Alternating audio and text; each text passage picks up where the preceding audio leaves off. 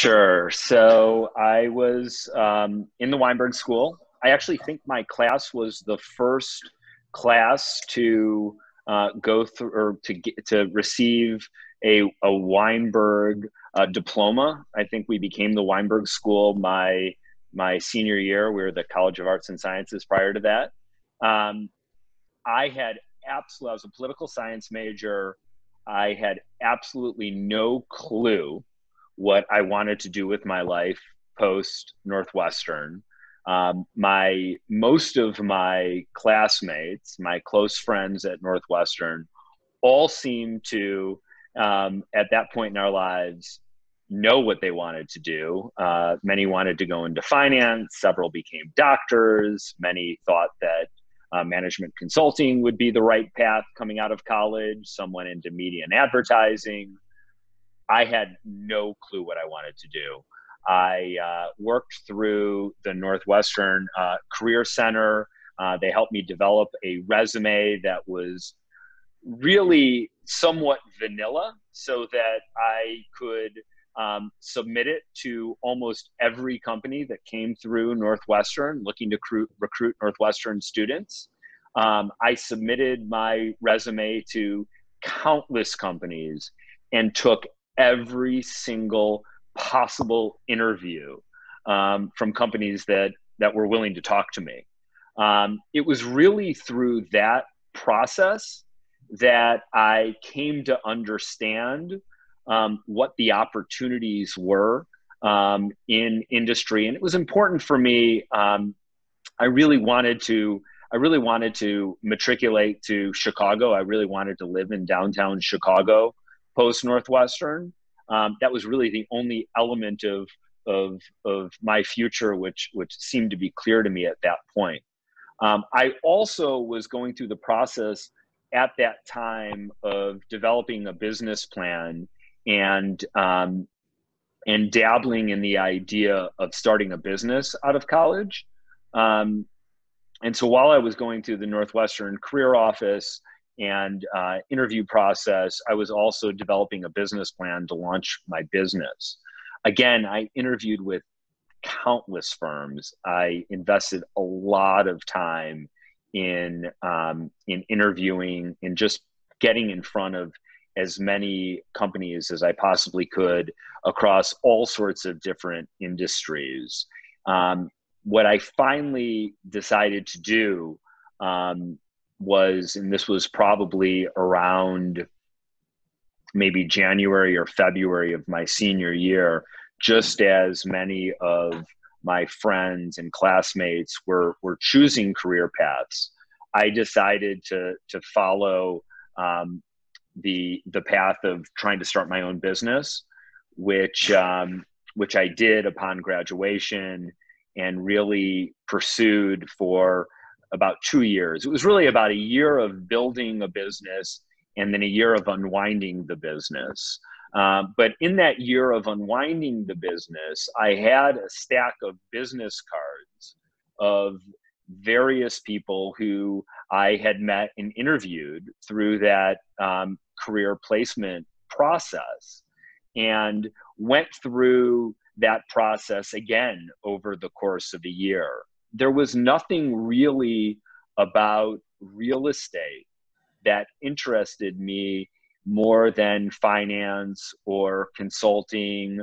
Venture capital was really hot at that point in time. I was doing a lot of marketing with the business that I started. And so I interviewed with a lot of marketing firms and advertising agencies.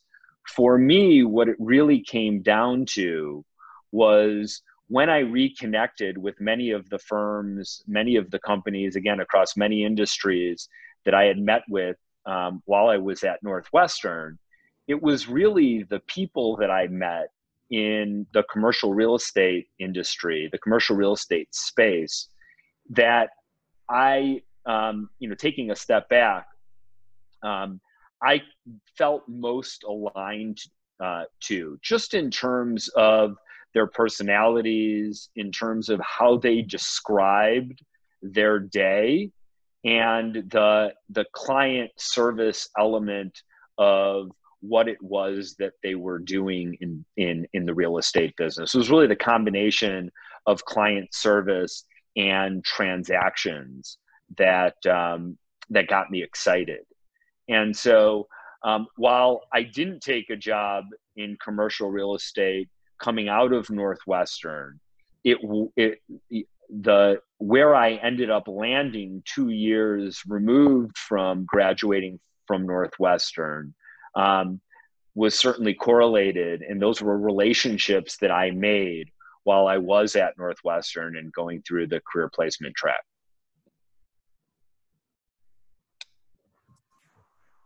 Yeah, thanks, Kyle, for that, framework to start our conversation on how you got into the industry. And let's pop to Dan to kind of hear a little bit more about his journey into commercial real estate. Yeah, thanks, Cassie, and thanks for everybody for joining. It's obviously a great program, and Kyle and I are honored to be here with you guys this afternoon. My process at Northwestern, so I graduated in 2011. I was fortunate enough to play on the football team and had a lot of great experiences at Northwestern, both on and off the field.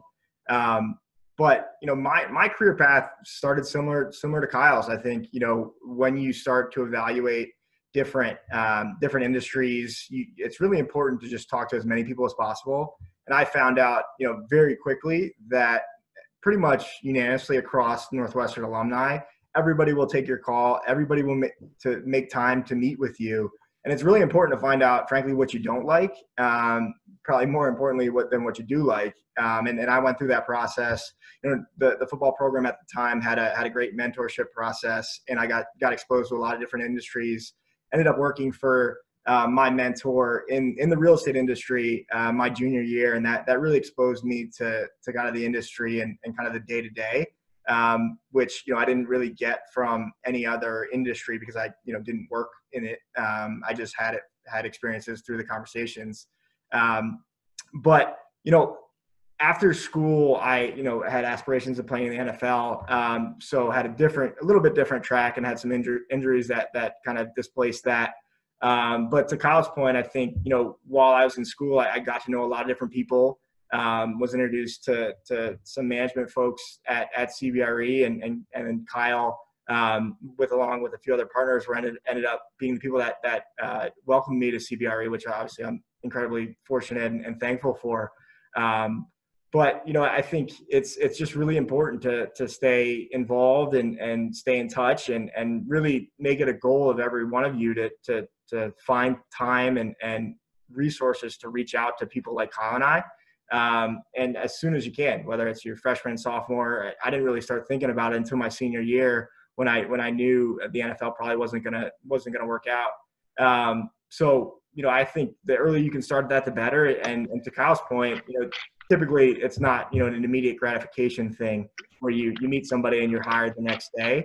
It's really conversations and relationships that you develop over 3, 5, 10 years that really you sow the best results from at the end of the day.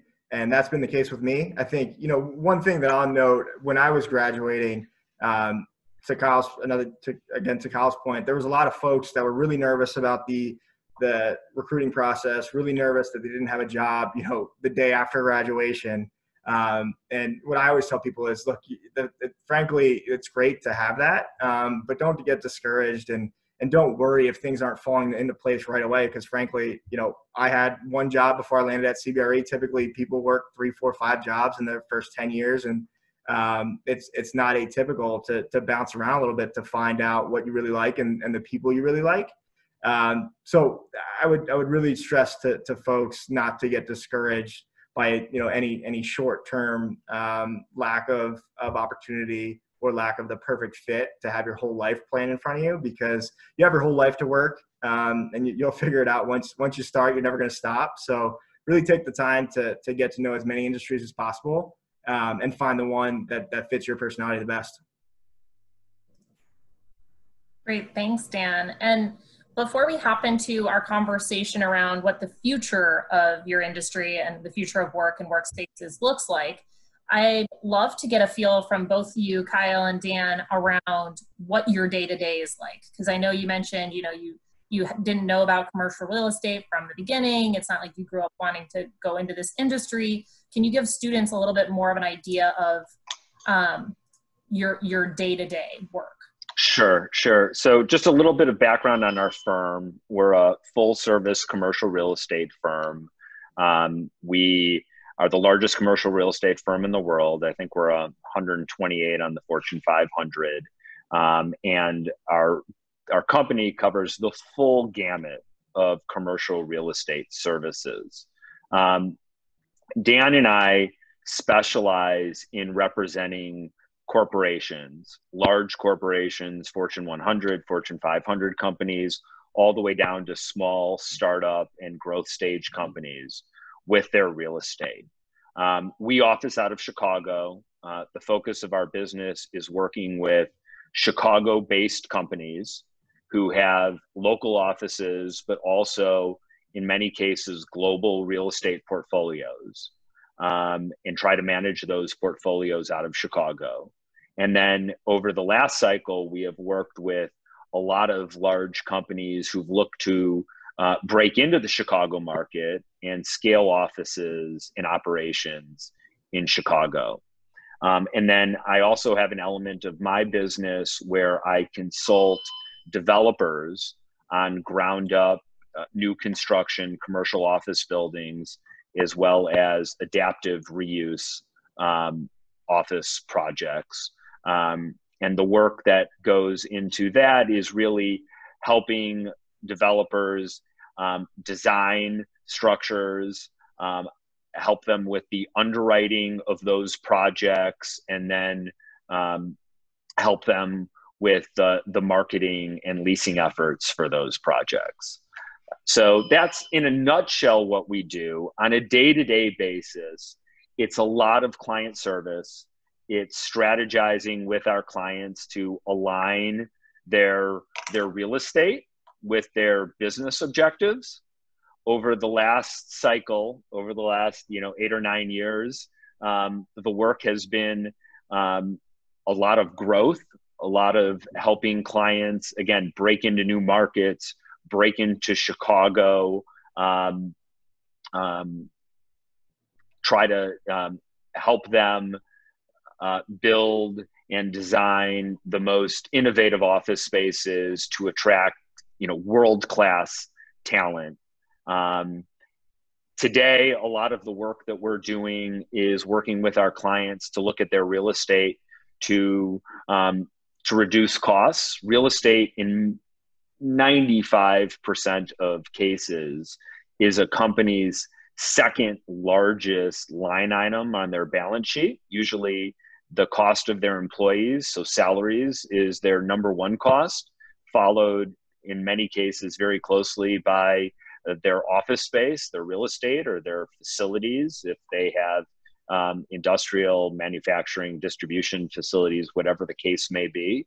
And so a lot of companies right now are leaning on us very heavily to craft strategies to help them reduce costs across their real estate portfolios. So what's a normal day for Kyle and for Dan?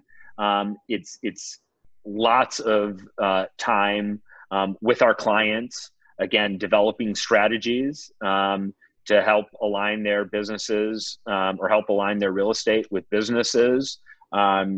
In most cases, not every case, but most companies, for the most part, most companies who have lots of office space, most of that office space is usually leased. So it's a lot of structuring lease transactions, a lot of negotiating leases. But some of our clients also own some of their real estate. And so we do get involved with acquiring real estate assets, disposing of real estate assets too.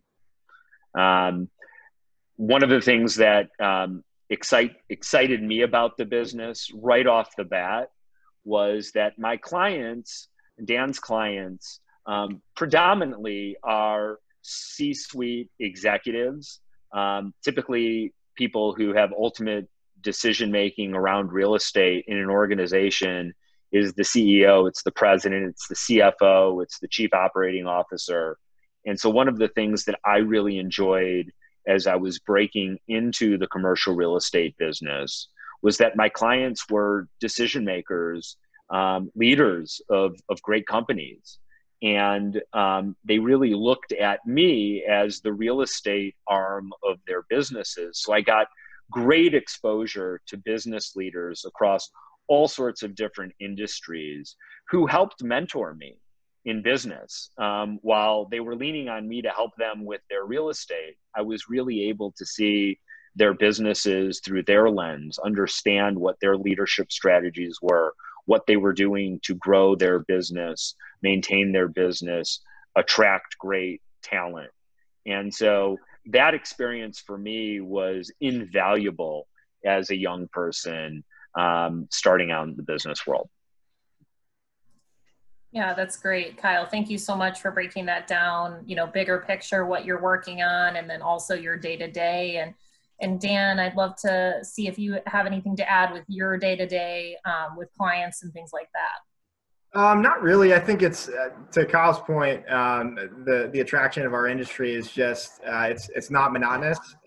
Every day is different. You're meeting with clients, you're touring buildings, you're doing financial analysis, you're doing a lot of different stuff, and that's what attracted me to kind of the day-to-day of the business, because I sometimes have a little bit of ADD when it comes to doing the same thing every day.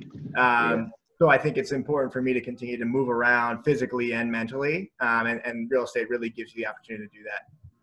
That's great. Yeah, definitely another thing to consider for these students who are looking at what industry they may want to go into. Having a variety of different things is something to consider when going into a certain industry. Are you wanting to sit at a desk all day? Or are you wanting to talk with people? I think that's great. And kind of hopping into what the future of your industry looks like. And I know, this is a really interesting conversation, because I'm sure you had thoughts on what the future was going to look like before COVID and before a pandemic. But now we're in this new situation. I'd love to hear a little bit what you thought maybe at the beginning of 2020, what the future of your industry was going to look like, and now. And Dan, since you're up, maybe we can start with you. Yeah, sure. I think a lot of the trends that are happening because of COVID, or not a lot, but a few of them were already kind of happening with more flexibility from a work standpoint. I'm 31, and frankly, I can do a lot of the things that I need to do from home. But I value going into the office. I value the culture. I value being around people. So I never really considered a scenario where companies would start considering sending a lot of their folks home. I know Kyle can talk about a little bit more of the historical context of how trends come in and out. I've only been in the business for 6 years, so I've really only seen one cycle. But a lot of companies have tried this before, sending people to work from home to save on cost, and some folks think they are more efficient at home. I think that's the case for some industries and some positions, but certainly not for others, because at least in early 2020, companies were putting a lot of value into their office and into their culture and how to recruit and retain talent. And, an office space is a very big part of that. Some of the first things people will notice when they interview for a job is what the office space looks like. What are the amenities? What, perks do their company offer, like the Googles and everybody else on the high end. And it can be a huge detriment when, two jobs could be equal. One's in a crappy office building in the suburbs, and one's in a bright and shiny one downtown with all these great amenities. So I think people were really looking at office space as a valued asset. And now, it's just changing a little bit. I think people still value it, but, as the screws get turned into the financial aspects of the business, as Kyle mentioned, everybody's kind of looking for ways to reduce costs and reduce, their expenses at this point. And office space being the second largest line item is kind of an easy one to go. Obviously, we're unfortunately seeing a lot of layoffs from a salary perspective, a lot of furloughs. But, offices are all going to take a look at downsizing, take a look at sending some portion of their workforce from home or to home, and see how that affects their productivity. I think, there's a lot of extremes being put out there right now just because we were kind of forced into this situation where everybody was really sent home and saying, hey, you must do your job from home. You have no other option. We've had a couple clients ask about that, thinking about if they need an office at all. I think that's a little fewer and far between because especially in the industries that you need a lot of collaboration, to not have that energy, especially in outward focused sales organizations like real estate, I personally would lose a lot, and it would kind of detract from my connection to the company. But when you look at different aspects, whether it's administrative work or technology coders, some folks just like doing work from home. So I think, definitely it's going to shift to that. There might be shifts more to kind of a hub and spoke model where, for a long time, everybody wanted to be downtown. A lot of folks were closing suburban offices and moving them downtown. We're kind of hearing whispers of folks not really wanting to commute as much, given the kind of the chance of getting sick. So companies are looking at opening not larger, but smaller satellite offices for the folks in the suburbs that don't have to come downtown. And a lot of the companies like that. Some of the older employees don't like commuting, and now they have a 5 or 10 minute drive. So, I think we're kind of cautioning our clients to making any wholesale decisions right now because, I think we all hope that this COVID situation is relatively temporary. And, a lot of the real estate decisions are made on a 5, 10, 20-year horizon. So you don't want to change your whole corporate strategy for something that, hopefully will be over in 6 to 12 months. But at the same time, you need to accommodate for people that really aren't comfortable sending their employees back to work. So it's a really interesting time. I think it's pushing forward some agendas that were starting in early 2020, but in other ways, it's pulling back on all the trends we saw be so successful in the last 5 or 10 years. Yeah, absolutely. The trends of having, cafeterias in the offices and having the cool office space. I've seen some things on LinkedIn where people are worried that, if they go full remote, they're not getting those perks. And so I agree with you. I don't think people are going to jump to immediately going full remote because that is a perk, seeing your colleagues and being able to, connect like that in person too. Yeah. Dan, that's great. And Kyle, I'd love to see if you have anything to add with the future. Yeah, just to expound on some of the things that Dan was sharing, and I'm totally aligned with him on everything that he just said.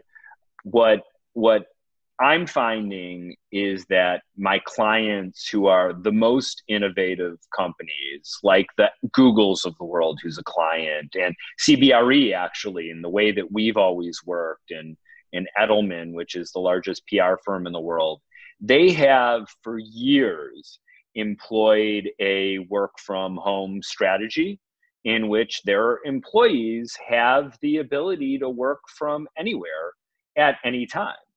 However, what these companies all have in common, what these companies all share, again, across every industry, these really innovative companies, is that they have all invested in incredible workspaces that their employees, despite giving their employees the flexibility to work from anywhere, are compelled to come into the office because they're missing something out of their daily lives, whether it's their friendships, whether it's great food, whether it's massages, whatever the case may be. Really innovative, smart companies have designed workspaces that their employees want to come to. And that's going to be even more important as we go forward, because even though it's for business leaders, it's important to give their employees the flexibility to work from anywhere. If they're nervous about taking public transportation until the COVID situation goes away, or if they have childcare issues on a particular day, or if they're just not feeling well and happen to want to work from home, to give your employees that type of flexibility is a huge, huge perk that builds loyalty. What builds loyalty more so than anything, to Dan's point, is culture and relationships. And really smart business leaders know that while their employees can be really productive working in their pajamas from their favorite spot on the couch every day, while their employees can be very productive doing those things, if the culture and the relationships aren't being fostered, that employee who's doing their job from their couch every day, if their employee is smart, that employee is looking for jobs, other jobs for a period of time every day that will pay them more money to work from that same spot on the couch, in their favorite, in their pajamas every day. So again, it's going to be incumbent upon employers to figure out on a going forward basis, how do we continue to design great workspaces, and how do we continue to build our culture such that our employees want to come in every day?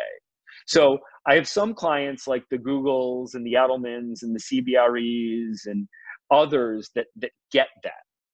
I have a lot of other clients who have never employed work from home strategies before, and who are now looking at work from home as an incredible alternative to co-working, which has been a really, really hot segment of the commercial real estate market, and a workplace strategy that many companies have employed over this last cycle, and who are looking at work from home as a great opportunity to reduce their real estate footprints and reduce costs. I totally get that today. I think those companies, though, over time will come around to where the Googles are and where the CBREs are, and understand that if my employees, or a large percentage of my employees, are working from home, that I'm losing that connectivity to them. We're losing those relationships, and likely it's going to be harder to keep those employees happily employed at our company. And so again, they'll come around to realizing that they're going to have to figure out strategies to compel their employees to come to work. But it's going to take some time for some of those companies, because many companies have really, really been hit hard by the financial consequences of the pandemic. It'll be interesting. I do think one of the significant changes, and I touched upon this previously, co-working has become such a significant piece of the commercial real estate equation when companies are looking at their large portfolios. Many have employed co-working as an effective strategy for offices when they're just breaking into a market, or offices when they only have a few employees, or for many of mine and Dan's smaller companies, maybe that's, they have their primary office out of a co-working facility. It seems across the board that with most of my clients right now, they really do feel like working from home fills that former requirement that many of them had for a solution for smaller offices, more flexible offices. And so I do think if there's going to be one segment of the commercial real estate industry that's going to be most greatly affected on a going forward basis, it's going to be the co-working segment.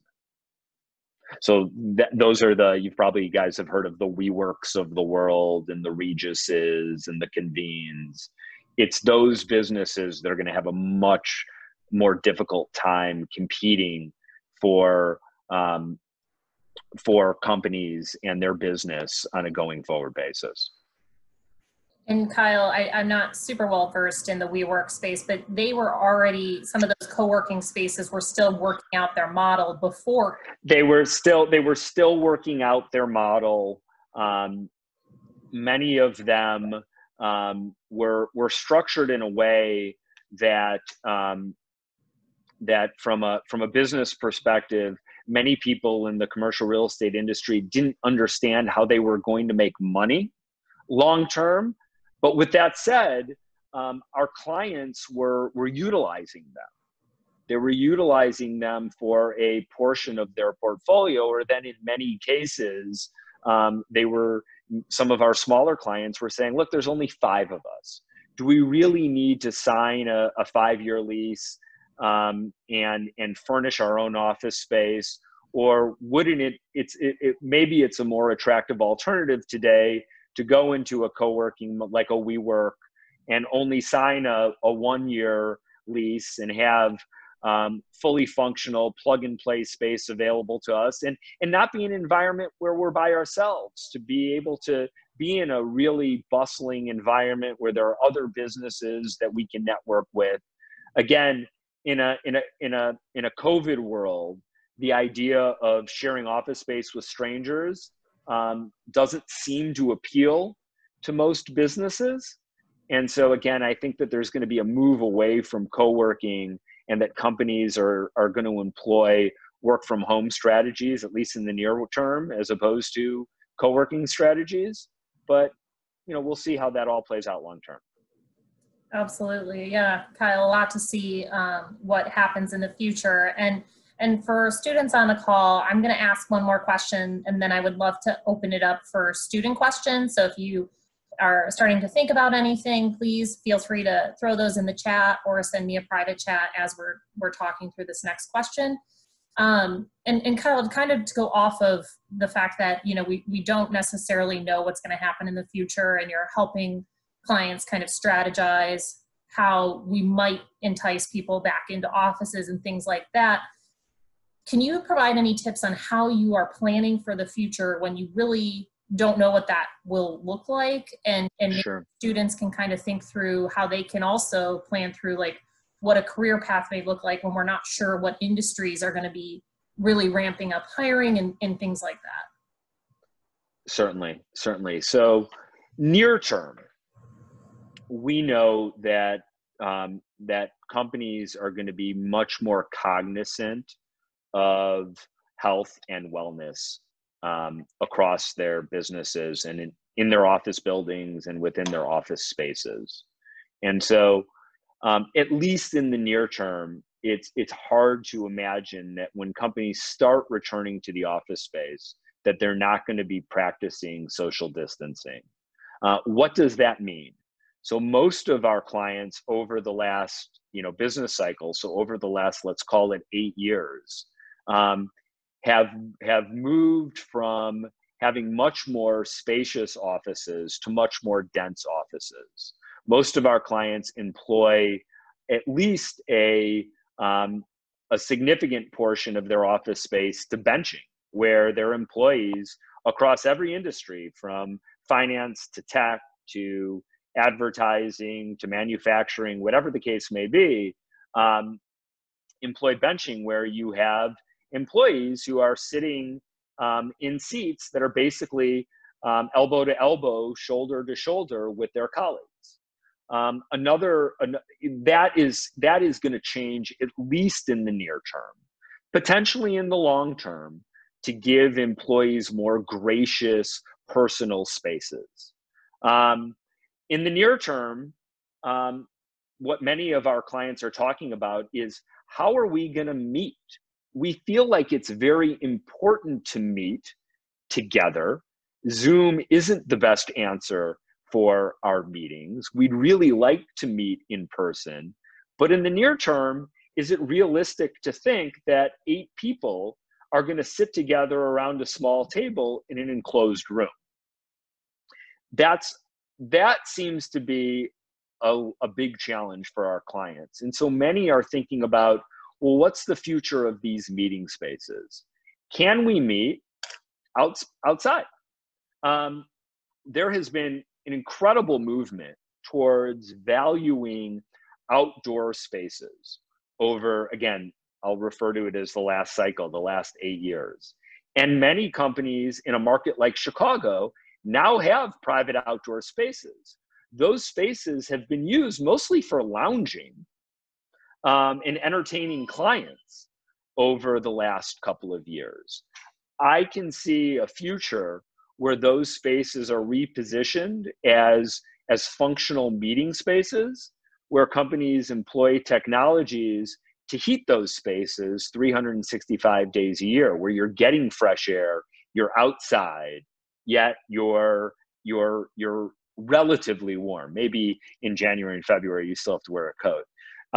But I think a lot of companies are going to look to creating or using their outdoor spaces differently. Most of our clients are most concerned right now with commuting. To Dan's earlier point, how are we going to get our employees comfortable with commuting to the office?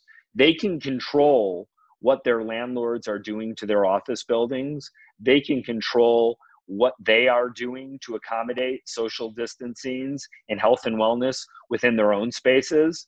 What a lot of our clients are really challenged with is, how do we get our employees to the office every day, when in markets like Chicago, in New York, and other places, most of their employees commute via rail or bus. Even a company like Google, who's headquartered in Mountain View, they shuttle most of their employees to the office in Mountain View. So how do they do that? Those are really the big challenges right now. Transportation seems to be the biggest challenge to going back to a normal working environment. We have some clients who are now, opening up their offices today and only opening them up to those employees who can walk to work or who can bike to work. They don't even want to open it up yet to their employees who drive to work, because in most commercial office buildings, if you park in your building's garage, it requires an extra elevator trip. And so we're having a lot of discussions like those with our clients right now, just trying to figure out, again, how do we problem solve around getting our employees, again, not necessarily comfortable with coming back to the office space, but commuting to the office space.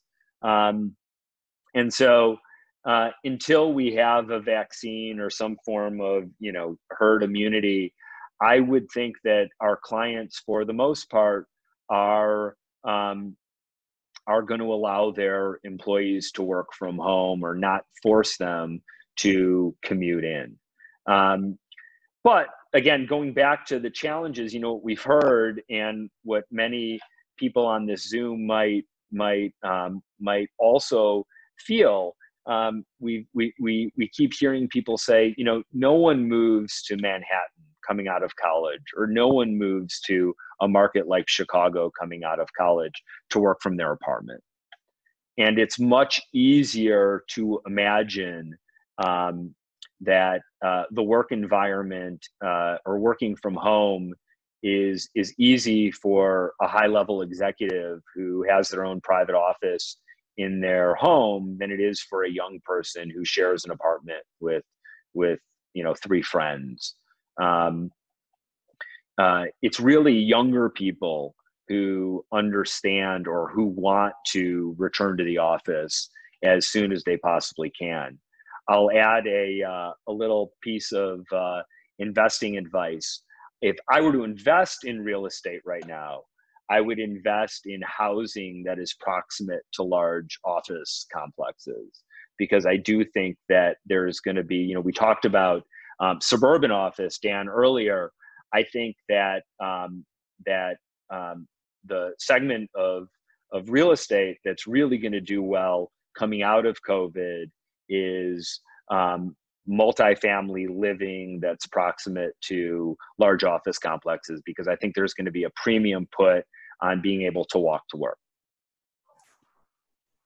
Yeah, that's really interesting, Kyle. The challenges that you're working through with clients right now. And Dan, let's talk to you and if you have any advice on planning for the future when you're grappling with challenges that you don't necessarily know how they're going to play out.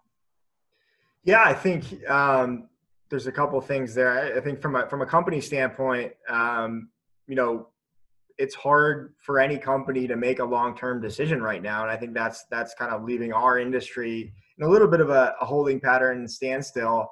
The majority of transactions we're working on are Band-Aid solutions. So 1-year extensions or 6-month extensions, just saying, hey, we can't go forward with this huge move or capital project just because we don't know where our business is going and we don't know how much, how big our office needs to be.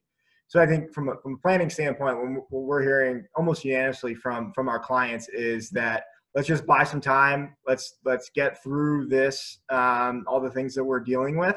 And, once we're out on the other side, we'll start a little bit more long-term planning and hopefully, hiring again and growing their business again. But a lot of businesses are just in survival mode right now, which isn't really helpful, for a lot of students that are looking for jobs, because that kind of means a hiring freeze. There are still a handful of companies doing really well, logistics. Some technology companies are doing really well, cybersecurity. So there's definitely still life sciences is doing really well, obviously, given the investment there. So there are some pockets, but what we saw the last from the first quarter back 10 years was just almost unanimous growth. People hiring, tech companies hiring, accounting firms hiring. Just the job market was so competitive. To Kyle's earlier point, people were just kind of jumping around. And now with the job market being a little bit less competitive and fewer jobs, companies don't necessarily feel the need to jump back into a huge office space when that's something, when a job is differentiated enough. When I think it comes to planning for Northwestern students, I think really take this time. It might not be ideal that, again, you're not getting a job right after graduation or right in the fall, but take this time to find ways to improve yourself, whether that's taking extra classes, continuing to network, signing up for different certificate courses in real estate, or there's so many free resources out there that you can utilize right now to set yourself up for, because the economy is going to come back and hiring is going to come back, hopefully sooner rather than later. But I think, you all would be upset with yourselves if you didn't take this time to really improve your personal skills and improve your network, because there's still plenty of people with plenty of time to meet with you and talk to you.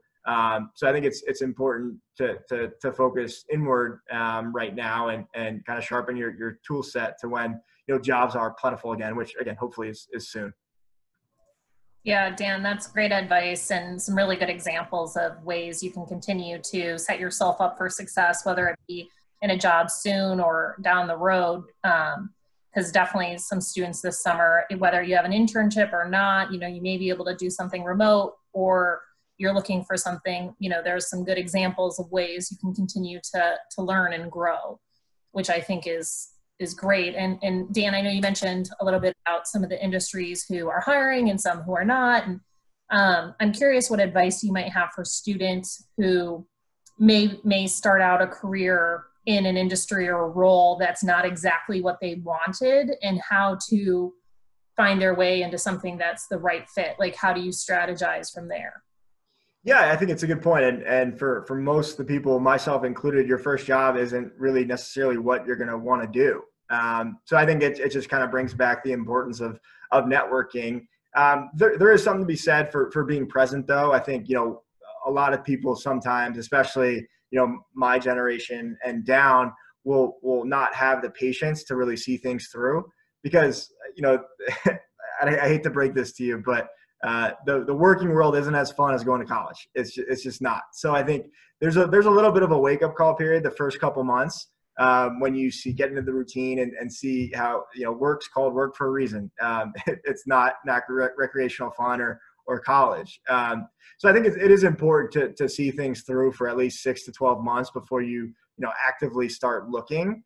But that's not to say you can't be constantly networking. And to my earlier point, it's really important to just have a list of industries and subsets within those industries of things you might like or might not like, and kind of just go down the list and make it a priority of yours to grab coffee or have phone calls with as many people as possible, just to continue to vet that. Because you could think that you have your dream job in consulting, but if you talk to Kyle and he's raving about his experiences in real estate, the grass could be greener there. So I think regardless of whether you think you're happy or not, you want to stay present in your current job, obviously, because you need to perform and fulfill your responsibilities there. But at the same time, just continue to network and get to know people, because you never know when your path might change or when someone might be able to help you out. Yeah, I love that advice, Dan. Thank you. The networking piece, I'm sure we'll come back to a little bit more. Kyle, I'd love to hear your advice. And I know you started in something that you didn't stay in for as long as you may have planned originally. So yeah, you strategize on your career from there.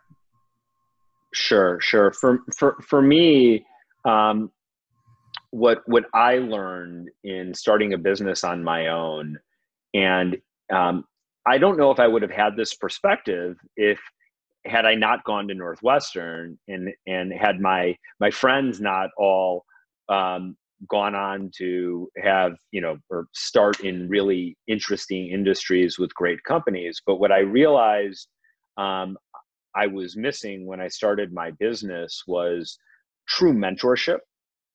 I felt like I had a really good business model. I felt like I had good resources to fall back on. And I knew that I had the work ethic to be successful. But in terms of learning lessons, when you're on your own and coming out of school, you really learn your most valuable lessons when you fail. And what I realized after failing a couple of times was that had I had a great mentor,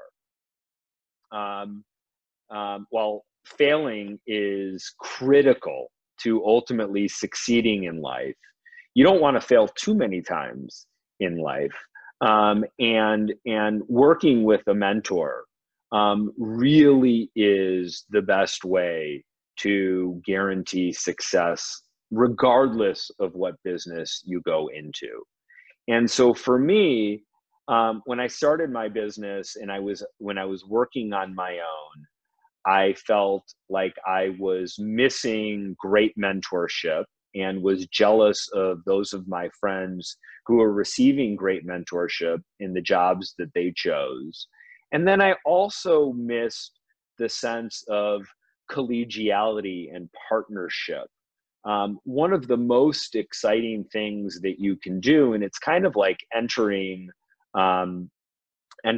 college, is when you go to work for a company, you usually enter with many other people who are in the exact position in life that you're in.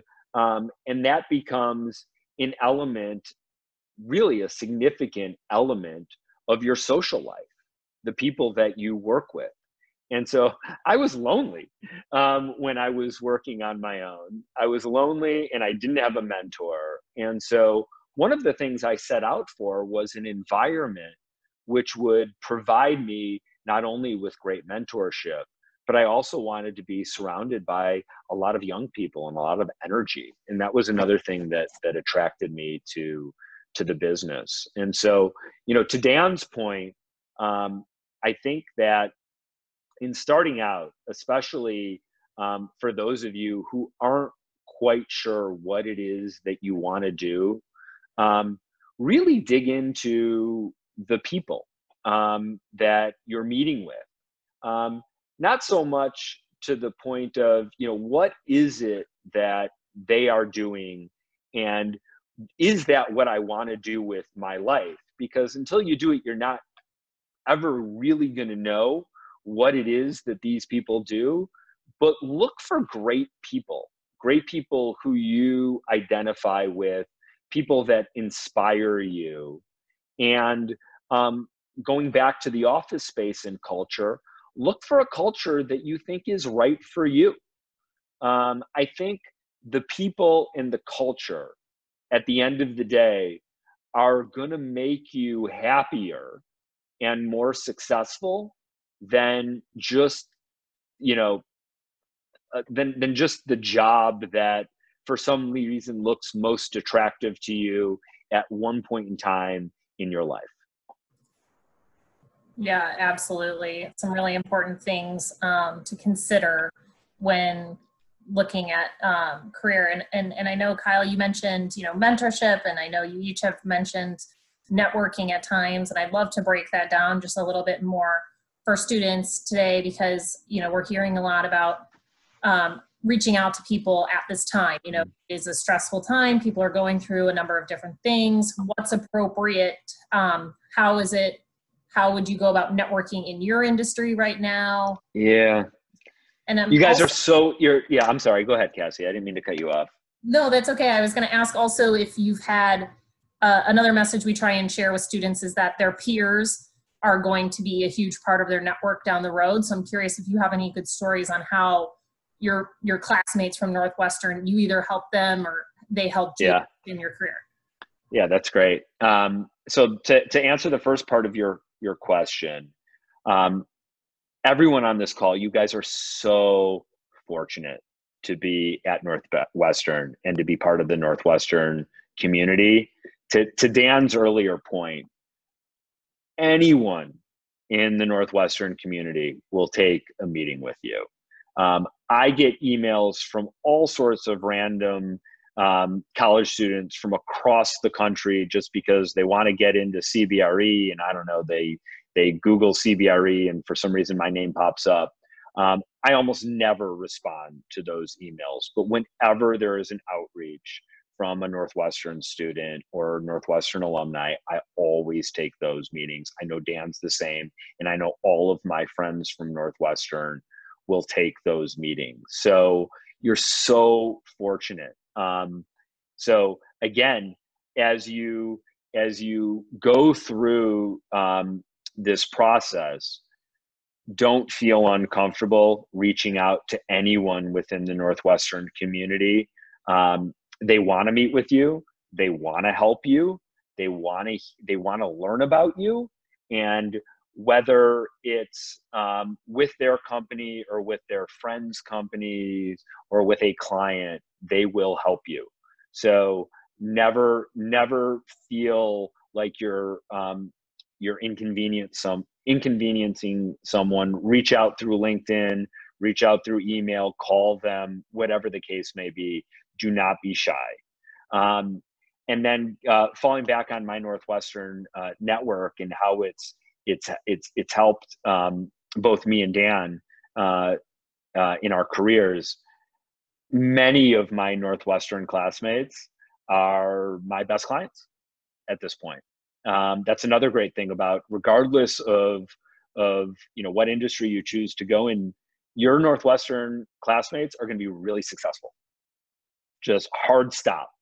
They are going to be really, really successful. And it's so much fun seeing my classmates succeed, again, across every industry I can even think of. It's really one of the most special things about the Northwestern experience is the people that you're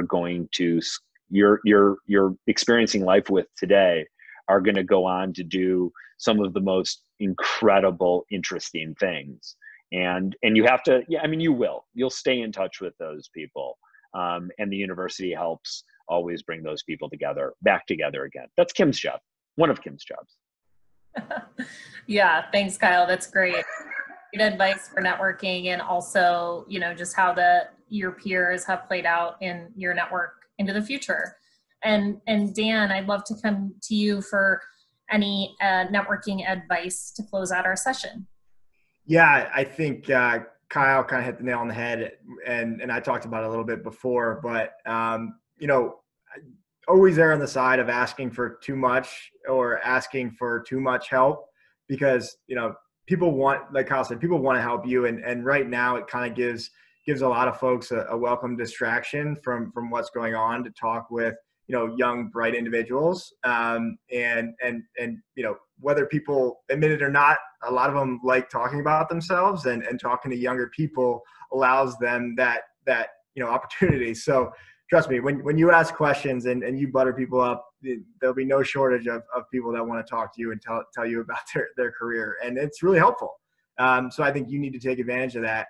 And Northwestern, it's given everything to me, while I was there, both, as a student athlete and now as an alumni.